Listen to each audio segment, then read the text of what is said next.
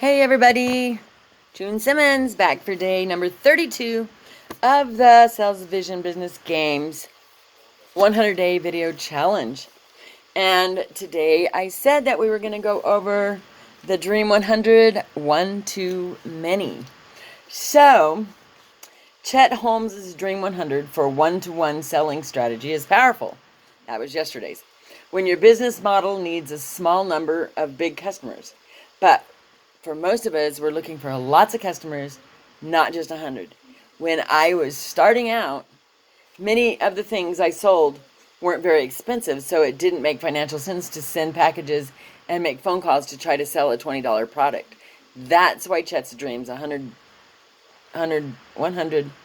Dream 100 concept didn't make sense when I first heard it. I couldn't see how it applied to my online business, and in fact, initially, I completely dismissed the concept and figured it didn't apply to companies like mine. One day, though, as I was writing .com Secrets and thinking about how I was going to sell that book when I finished writing it, I identified who my dream customers were and would want to read my book and where they were congregating. I made a list and wrote out everything that I could think my dream customers might be everywhere I could think that my dream customers might be gathering. On that list, I identified 10 plus top websites and forums they spent time on, 15 plus active Facebook groups they participated in, 50 plus influencers they followed on Facebook and Instagram, 30 plus podcasts they listened to, 40 plus email newsletters they subscribed to, 20 plus blogs that they actively read, 20 plus YouTube channels they subscribed to. After making the list, I added up how many subscribers, readers, and followers each of these channels had. I was so excited to find out that there were over 30 million of my dream customers on that little list alone, all congregated inside of 185 plus communities. Next, I tried to figure out how to get my message in front of those 30 million plus people. I brainstormed ideas, and that's when the bolt of lightning hit, the Dream 100.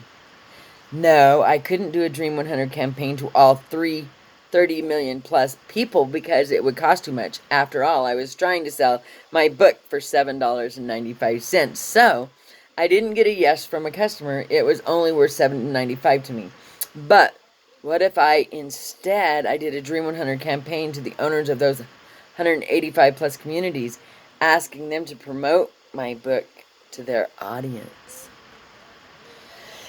Yeah, if I could build a relationship with one of them and get just one yes, that could turn into hundreds of thousands of new customers. So that's exactly what I did. I found the contact information for those 185 people, and I sent each of them a copy of my book in the mail with a letter asking if they'd be interested in helping to promote my book on launch day. Within a week of sending out the packages, I started to get messages back.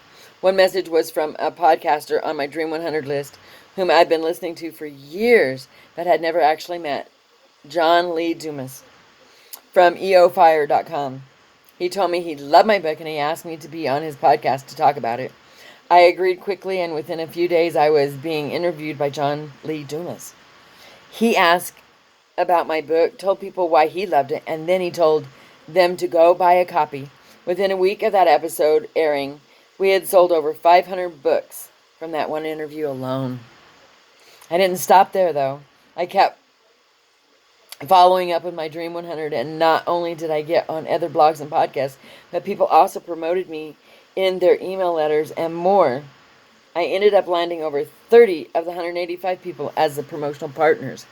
The second part of the Dream 100 strategy, covered in more detail in secret number 4, works even for those who didn't respond or weren't willing to promote my book. Advertising platforms like Facebook allow you to target your ads to people with certain interests. For example, Tony Robbins was in my Dream 100, and while he didn't exactly promote He didn't directly promote my book. He did directly promote Expert Secrets after over 10 years of being my Dream 100 list. However, even though he didn't directly promote .com secrets, I still wanted to market to him at that time. 3.2 million person audience, as they were my dream customers too. On Facebook, I was able to buy ads that were only shown to his audience, and we were able to sell thousands of copies of the books to his people. Our launch campaign for my book may have, I had to see how much time I had left on that video. Our launch campaign for my book may have seemed massive for the outside, as we sold over 100,000 copies in a very short period of time, but in reality, we just put a concentrated effort to market to the dream customers of 185 people. Recently, I was at a mastermind event in Puerto Rico, and I had a chance to spend time with Rachel Hollis, the author of the #1 New York Times bestseller, Girl, Wash Your Face. At that time, she was in the middle of launching her new book, Girl, Stop Apologizing. As I was looking to see if I made more money while I was on my video tonight. As I was in the middle of writing this book, I was curious about how she had sold over 1 million copies of her book. I asked her for the secret to selling that many copies, and she told me. She said, we ask ourselves this question: what are the tribes that many women are already in? What networking market companies are they in? What Facebook groups? What Instagram channels? The hashtags that they're following?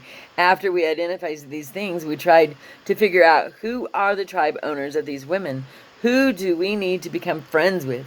Anyone who had over 200,000 followers, we would direct message them, tell them who we were, and ask them if we could talk. We started messaging everyone. Our focus was to find the tribes and then figure out the best ways to infiltrate them. The Dream 100, she didn't call it that, but that's exactly what she had done to quickly become one of the best-selling authors of all time. Now, I know that some of you are thinking, Russell, this may work for you and Rachel when you're selling books. I gotta hurry. That's